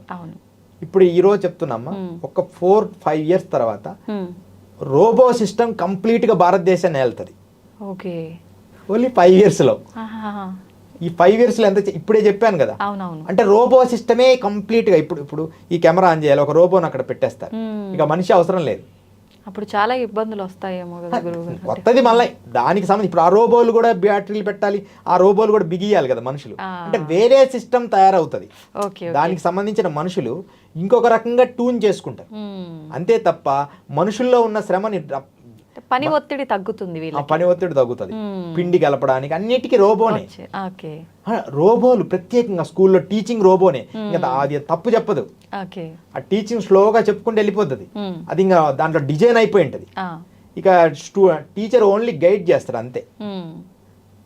ఇలాంటి టెక్నాలజీ అనేది ప్రతి 10 సంవత్సరాలకు ఒకసారి ఈ ప్రకృతి మారుతూ ఉంటుంది. అలాంటి మారుతున్న క్రమములో కొన్ని మంచి కొన్ని చెడు అనేది సహజంగా జరుగుతాయి. ఇప్పుడు అణుబాంబులు మనకు అవసరం లేదు, కాయినా వాటిని సృష్టించారు. కానీ యాక్చువల్లీ అణుబాంబులు మనకు అవసరమే లేదు. కానీ ఒక్కొక్కసారి ఉల్కలని, ఆకాశం నుంచి ఉల్కలు భూమి మీద పడే ప్రమాదాలు ఉన్నాయి. ఆ ఉల్కలను పేల్చాలంటే ఇలాంటి అణుబాంబునే మనం రాకెట్ ద్వారా ఆ ఉల్కలను పేల్చాలి. అది చిన్న చిన్న ముక్కలు అయిపోతే అంత ప్రమాదం ఉండదు కదా. ఒక పెద్ద బిల్డింగ్, ఒక 100 బిల్డింగ్ల అంత ఉల్కా భూమి మీదకి వస్తుంది. ఆ ఉల్కాను మనం బ్లాస్ట్ చేయాలి. అది అణుబాంబును ప్రయోగిస్తే అది బ్లాస్ట్ అవుతుంది. అది సముద్రంలో పడేటట్టు అలా ముక్కలు అయిపోతే, ఇప్పుడు ఇంత ముక్క అయితే ప్రమాదం ఉండదు కదా. అలా మంచి కోసం వాడండిరా అని ఆ జ్ఞానం ఇస్తే అది చెడు కోసం వాడతామనుకుంటారు సమాజం. అలా చెడుకు దూరం ఏదైనా వస్తువు, కత్తి ఉంది, కూరగాయలు కట్ చేసుకోవచ్చు, మనుషుల్ని చంపచ్చు అంతే. నువ్వు కూరగాయలు కట్ చేసుకో, కాదు మనుషులకి ఉపయోగిస్తా అంటాడు. అంటే దాన్ని ఎలా, అది డాక్టర్ కత్తి ఉంటుంది చేతిలో, ప్రాణాన్ని కాపాడతాడు.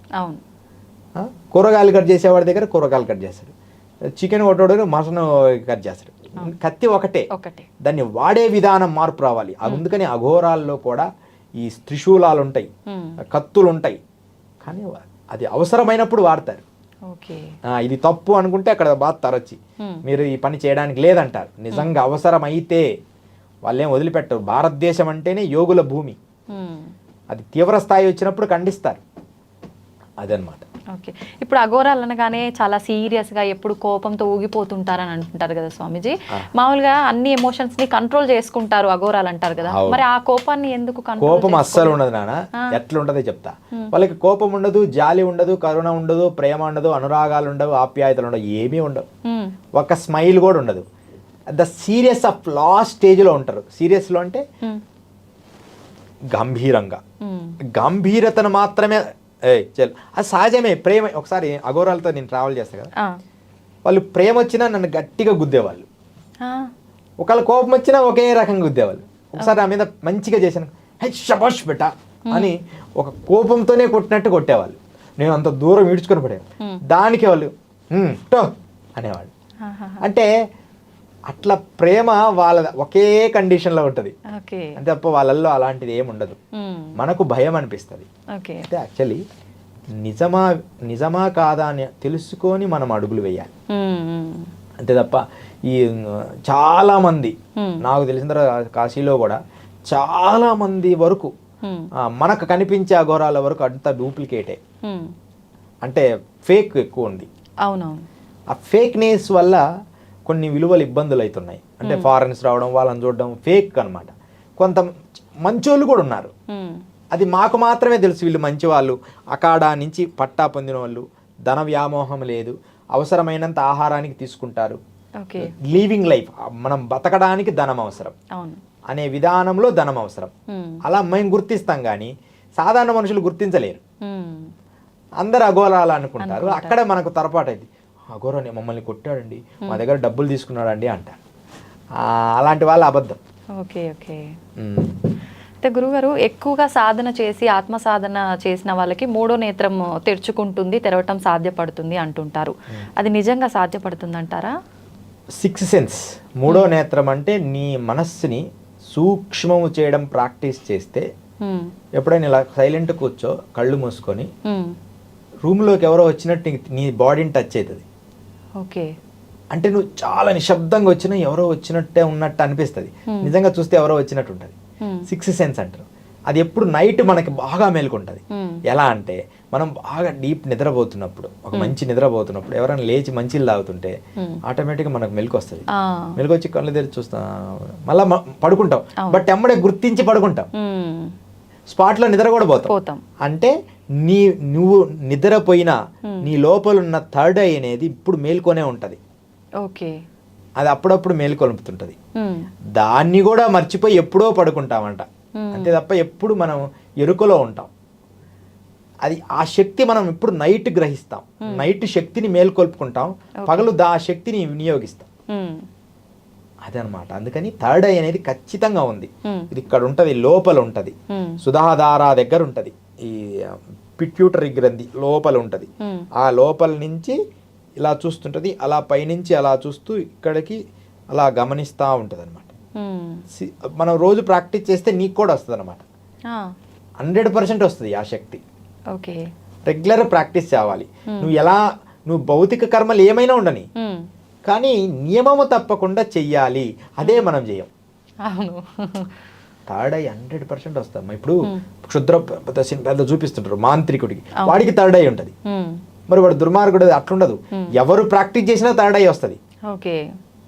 కానీ అది సద్వినియోగపరచడమే ఇంపార్టెంట్. మంచిగా వాడాలి. అదే అనమాట. థర్డ్ ఐ ఉంది. కుండలిని జాగృతపరచాలి. మూలాధార, స్వాదిష్టాన, అనాహత, విశుద్ధ, ఆగ్నేయ, సహస్రార ఈ చక్రాలన్నిటిని మేల్కొల్పాలి.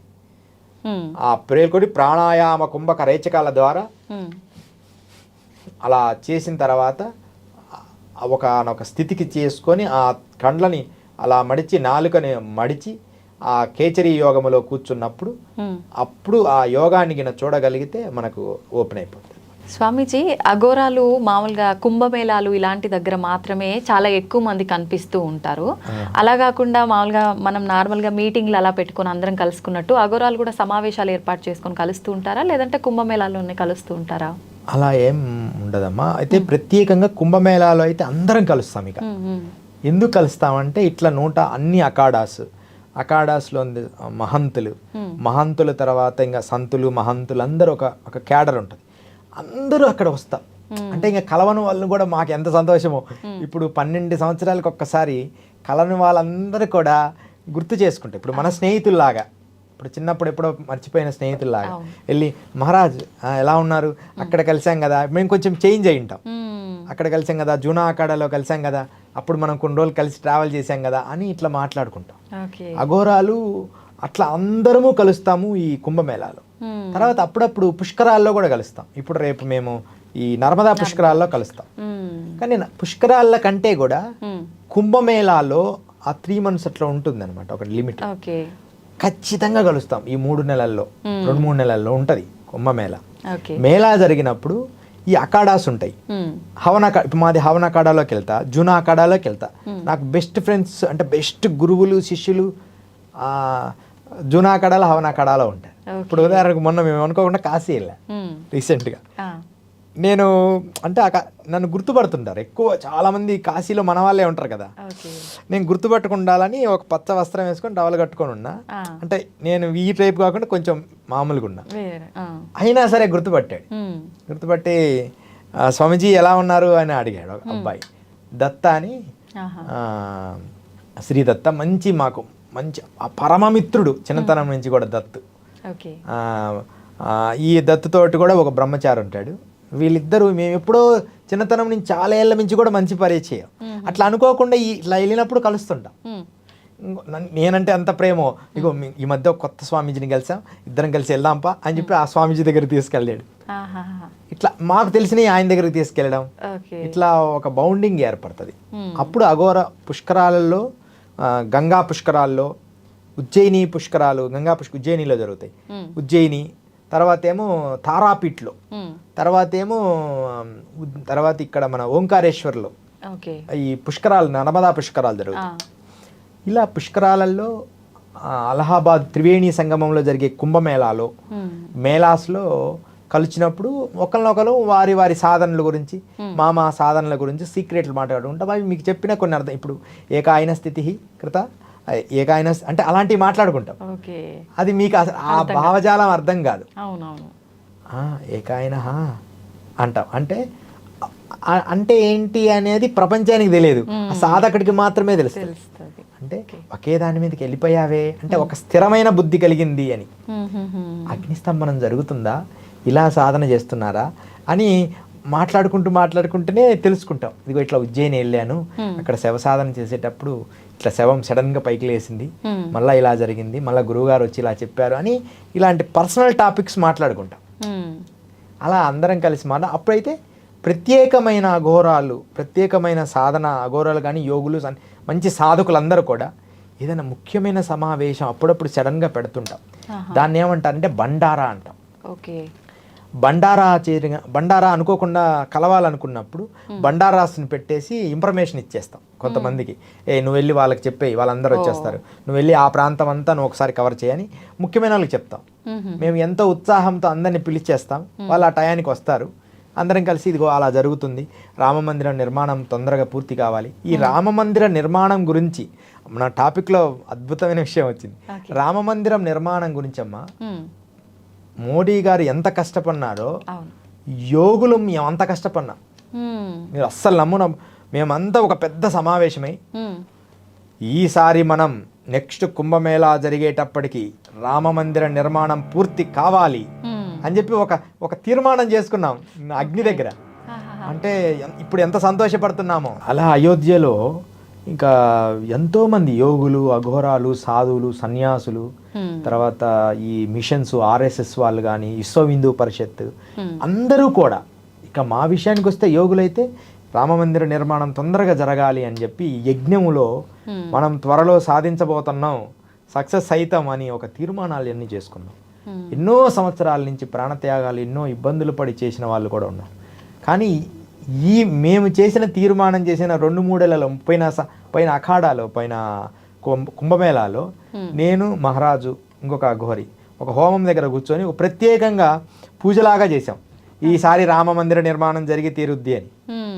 ఆయన ఈ మధ్య ఎంత నవ్వుకుంటున్నామో, మన సంకల్పాలు ఫలించాయిరా అంటే అని సరదాగా అలా జరిగింది. హవన అఖాడాలో జునా అఖాడా వాళ్ళు అందరం కలిసి ఈసారి ఎలాగైనా రామమందిర నిర్మాణం జరగాలయ్యా, ఎంతకాలం మనం ఎదురు చూడాలి అని అనుకున్నాం. అంతే.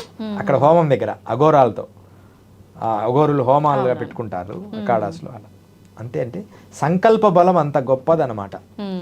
దాన్ని అది ఎంత స్థాయికైనా మనం సాధించవచ్చు సంకల్పంతో. అయితే ఈశ్వరోపాసన చేసిన అఘోరాలకు కూడా భూత భవిష్యత్తు వర్తమానాలు తెలిసే అవకాశం ఉంటుందా స్వామీజీ? అఘోరాలకే కాదమ్మా, వాళ్ళ 6 సెన్స్ బట్టి మానవ మాత్రులు మీలాంటి వాళ్ళకి కూడా ఆ శక్తులు ఉంటాయి. కానీ అది తక్కువ పరిధిలో ఉంటాయి. ఓకే. ఈరోజు అనుకున్న ఏదో ఇట్లా అవుతుందని అని అప్పుడప్పుడు అనిపిస్తుంది కదా. ఈరోజు ఏందో నాకు అలా ముందే ఉదయాన్నే లేగానే కొంచెం ఏదో అనిపించింది అని అనుకుంటాం, కానీ దాన్ని గుర్తించలేరు. ఎందుకంటే నీతో ఉండే ఆరా నీకు కొన్ని చెప్తుంటుంది. అయితే ఎక్కువ ఆత్మ సాధనలో తాబేలులాగా, మనం తాబేలులాగా లోపలికి ఇంద్రియాలు మడుచుకొని సూక్ష్మంగా అయ్యే కొద్దీ మనకు చాలా సూక్ష్మమైన విషయం కూడా గుర్తించే శక్తి వస్తుంది. మనం ఎక్కువ సమాజంలో ఉంటే ఆ శక్తిని కోల్పోతుంటాం.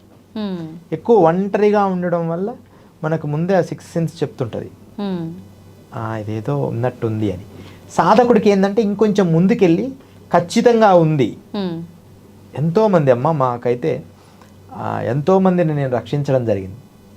అంటే 6 సెన్సే, అదేదో పవర్ అని కాదు నేను అనేది. ఒకసారి ఇలా కూర్చున్నావమ్మ, కూర్చుంటే మా శిష్యుడు నేను వెళ్ళిపోతాను, ఊరికి వెళ్ళాలన్నాడు. నువ్వు వెళ్ళొద్దు నాన్న ఈరోజు అన్నా. వెళ్ళాలండి, అర్జెంటుగా వెళ్ళాలండి అంటే నేను మరలా సరే అని మౌనంగా ఉన్నా. సరే వెళ్ళని వెళ్ళని అని అనుకొని అలా కళ్ళు మూసుకొని వాడు బయటికి వెళ్ళిపోయాడు. సడన్గా కొంచెం వర్షం పడి టక్కన ఒక పెద్ద ఆకాశంలో పిడుగు లాంటి శబ్దం వచ్చింది. ఎమ్మడి నేను ఉరుకుతూ వెళ్ళి ఏదైతే అదైంది, రేపు నువ్వు స్కూల్కి పోవాల్సిన పని లేదంటే టీచర్ ఆయన వెళ్ళాల్సిన పని లేదు అని చెప్పి ఆయన చేయి పట్టుకొని బలవంతంగా లోపలికి తీసుకొచ్చుకున్నా. నా తోడుకుండు, నాకు భయం అవుతుంది అన్న. అంటే అట్లా అన్న. మరుసటి రోజు ఉదయాన్నే ఆ బస్సు యాక్సిడెంట్ అయింది, వాడు పోయే బస్సు. అప్పుడు అన్నాడు అతను, గురుగారు నన్ను కాదు కదా వాళ్ళందరినీ కూడా రక్షించింటే బాగుండు అని. నాకు అది జరుగుద్దని తెలియదు నాన్న, నాకు బస్సు పడిపోతుందని నాకు తెలియదు, నిన్ను పంపించకూడదని మాత్రం నా 6 సెన్స్ చెప్తుంది. అంటే మొత్తం కొంతమంది కాంట్రవర్సీ చేస్తారు, మరి మీరు రక్షించే వాళ్ళు ఉంటే అందరినీ రక్షించవచ్చు కదా. నిజంగా బస్సులో నేను ఉంటే ఏమన్నా చెప్పేది నేను అతని మీద ఫోకస్ చేస్తున్నా, అతనికి ఏదో జరుగుతుందని నా 6 సెన్స్ చెప్పింది. ఆ బస్సుకే అలా అవుతుందని లాస్ట్ బస్సుకి నాకు తెలియదు కదా. తెలిస్తే ఎందుకు ఆపం? అట్లాంటి సందర్భాలు ఉంటాయి. ఒక్కోసారి అందరినీ రక్షించిన సందర్భాలు కూడా ఉంటాయి 6 సెన్స్తో. అయితే ఆ తర్వాత గురువుగారి వల్ల మనం అందరం బయటపడినాం అని అనుకుంటారు. కానీ ఇదంతా మన పవర్ కాదు. ఒక్క అతన్ని నేను కొంచెం అనుకోకుండా చెప్పడం లేట్ అయింది, వాడు అర్జెంటుగా వెళ్ళిపోయాడు. అంటే ఇంకొక సందర్భంలో ఇక మిగతా ఎవరినైనా సరే అలాగని ఎప్పుడు అని కాదు, మేము హాయిగా ఉన్నప్పుడు ఉండులేనానా అంటాం, సహజంగా ఉండులేనానా అంటాం ప్రతి వారిని నా దగ్గరకు వచ్చిన వాళ్ళని. కానీ ఒక్కొక్కసారి బలంగా అంటాం, నువ్వు వెళ్ళడానికి లేదు ఉండు అని, అప్పుడు ఉండిపోవాలి. కొంతమంది నువ్వు వెళ్ళిపో, నువ్వు వద్దు వెళ్ళిపో అన్నప్పుడు వెళ్ళిపోవాలి అంతే. ఇట్లా మన తపస్సు వల్ల అలాంటి శక్తి ఏర్పడుతుంది ఆటోమేటిక్గా మన జ్ఞానానికి. మీకు మోక్షగుండం విశ్వేశ్వరయ్య తెలుసా? అవును, ఆయన పెద్ద ఇంజనీర్ కదా. ఆయన ఇంజనీర్ కదా, ఆయన సిక్స్త్ సెన్స్, ఆయన థాట్స్, ద థాట్సే మెయిన్ ఎనర్జీ. అంత ఇంజనీర్ చదివాను. ఆయన ట్రైన్లో వెళ్తున్నాడు, బ్రిటిషర్లందరూ కూర్చున్నారు. ఆ బ్రిటిషర్లందరూ తిని చూసి నల్లగా ఉంటాడు, కొంచెం పళ్ళు వంకరగా ఉంటాయి, పైన కప్పు కట్టుకున్నాడు, ఆయన ఎవరైనా అని కొంచెం తక్కువగా చూస్తున్నారు. అతను కరెక్ట్గా ఒక ప్లేస్కి రాగానే ఆయన చైన్ లాగాడు. చైన్ లాగానే బ్రిటిషర్లు కదా అప్పుడు భయంకరమైన కోపం, నీకు పిచ్చా, నువ్వు అసలు జ్ఞానం లేదా అని చెప్పి మోక్షగుణం ఎంతో రకంగా అన్నారు. ఆయన కాదండి, నా థాట్స్ చెప్పింది, ఎక్కడో పట్టాలు ఏదో తేడా కనపడుతుందండి, కింద ఉండే రైలు పట్టాలు నాకు క్లియర్గా తెలుస్తుందండి అన్నాడు. అనగానే పోయి కొద్దిగా దూరంలో పోయి చూస్తే పట్టాలన్నీ ఇరిగి పక్కన పడి ఉన్నాయి. ఎమ్మడే అందరు ఆశ్చర్యపోయి అప్పుడు దండం పెట్టారు. అలాంటి పర్సన్ని ఒక దేశంలో వేరే కంట్రీలో ఒక బ్రిడ్జి కడితే, ఇండియాను ఒక ఆ ప్లేస్లో లండన్లో ఎక్కడో మన ఇండియా అనే పేరు వచ్చేటట్టు అది వాటర్లో కట్టాడు. వాటర్లో కట్టి అది ఓపెన్ అయిన తర్వాత ఇండియా అని వచ్చేసింది ఆయనకి. అది ఏమన్నా ఒక్క బోల్ట్ ఇండియా అని తీసేస్తే ఆ బ్రిడ్జి కూలిపోయేటట్టు పెట్టాడు డిజైన్. ఆయన బ్రెయిన్ చివరి దశలో ఆయన బ్రెయిన్ కూడా చెకప్ చేయాలంటే కొంతమంది ఒప్పుకోలేదు. అలాంటి సైంటిస్టులు ఉన్నారు. ఆ బ్రెయిన్, యోగుల బ్రెయిన్ కూడా అలాంటిదే, అంత డెవలప్ చేస్తారు. అది ఒక సిక్స్త్ సెన్స్ అన్నమాట. వాళ్ళు కరెక్ట్గా వారి జీవితంలో డ్యూటీ ఈజ్ గాడ్ అనే పదంగా తన కర్తవ్యాన్ని తను సిన్సియర్గా చేసే వాళ్ళకి, జాగ్రత్తగా చేసే వాళ్ళకి, క్రమశిక్షణ, టైము, పంక్చువాలిటీ ఉన్న వాళ్ళకి ఆటోమేటిక్గా సిక్స్త్ సెన్స్ కూడా సపోర్ట్ చేస్తుంది. ఓకే, విచ్చలవిడితనం ఉండే వాళ్ళకి బ్రెయిన్ కూడా విచ్చలవిడితనం ఉంటుంది, అదుపులో ఉండదు. అది కంటిన్యూ అలవాటు అయింది కదా. పంక్చువాలిటీ ఉన్న వాళ్ళకి కొంచెం ఇబ్బంది అనిపిస్తుంది వాళ్ళతోటి మనకి, అయినా వాళ్ళది సిక్స్త్ సెన్స్ బాగుంటుంది. అందుకని ఖచ్చితంగా భూత భవిష్యత్తు వర్తమానాలు చూసే శక్తి మానవుడికి ఉన్నది. అది సిక్స్త్ సెన్స్ అనుకోండి, థర్డ్ ఐ అనుకోండి. ఓకే, అఘోరాలు తపస్సు చేసి ఈశ్వరుని ఆరాధన చేసి ఈశ్వరుని అనుగ్రహం పొందుతుంటారు. సామాన్య మానవులు కూడా ఈశ్వరుని అనుగ్రహం పొందాలంటే ఏం చేయాలి స్వామి? చాలా చివరి ప్రశ్న, మంచి ప్రశ్న అమ్మా. ఈశ్వరుడికి ప్రీతికరమైనది అభిషేకం. ఏ అఘోరి కానీ మనుషులు కానీ ఏమైనా కానీ వారి కష్టాలు పోవాలన్నప్పుడు చిన్న శివలింగం తెచ్చుకొని ఓం నమః శివాయ అని నీళ్లు పోస్తూ కొద్దిసేపు ఒక 108 సార్లు 100 సార్లు 50 సార్లు పోసి ఆ శివలింగం తీసి తుడిచి దానికి గంధమో విభూతి పెట్టి ఒక నమస్కారం చేసి ఆ వాటర్ మనం తాగుతూ ఉండాలి, అభిషేకం చేసిన నీళ్లు. అలా మనం తాగుతూ అలా ఈశ్వరుడికి ప్రణితాపం అయితే ఖచ్చితంగా ఈశ్వరుడు అనుగ్రహాన్ని పొందుతారు. అది ఒక అఘోరి కావచ్చు, అనుష్ఠానం చేసేవాడు, పూజలు చేసేవాళ్ళు కావచ్చు. మనకి శృంగేరిలో జగద్గురు శంకరాచార్య పీఠంలో చంద్రమౌళీశ్వర స్వామికి అభిషేకం జరుగుతుంది. ఎంత అద్భుతం అంటే ఆ అభిషేకం చేసిన ఆ జలం మళ్ళీ మనం స్వీకరిస్తే ఎంతో మంచిది. అదొక పవిత్రమైన అభిషేకం. ఎవరైతే నిష్టగా చేస్తారో, ఈశ్వరాధారణ చేస్తుంటారో, మనలో దోషాలు, కల్మషాలు, కామ, క్రోధ వికారాలు ఉంటాయి, అవన్నీ పోవడానికి ఈశ్వరుడే గొప్పవాడు. మనం ఈశ్వరుని ఆరాధిస్తే మన ఆటోమేటిక్గా మనం అడగకపోయినా మనలో ఏ కర్మలు ఉన్నాయో అవి తొలగించడానికి ఈశ్వరుడు చాలా హెల్ప్ చేస్తాడు. అందుకని ఎవరన్నా దోషాలంటే చాలు, మీరు శివాభిషేకం చేసుకోండి అంటారు. అంటే ఆ అభిషేకం చేస్తే చాలు మనలో ఉన్న శక్తి అంతా హాయిగా ఉంటుంది. పెద్ద పెద్ద యోగా సెంటర్స్లో కానీ ఎక్కడైనా సరే ఎక్కువ ఈశ్వర అభిషేకానికి చాలా ప్రాధాన్యత, ఆ ఈశ్వర లింగానికి కూడా ప్రాధాన్యత.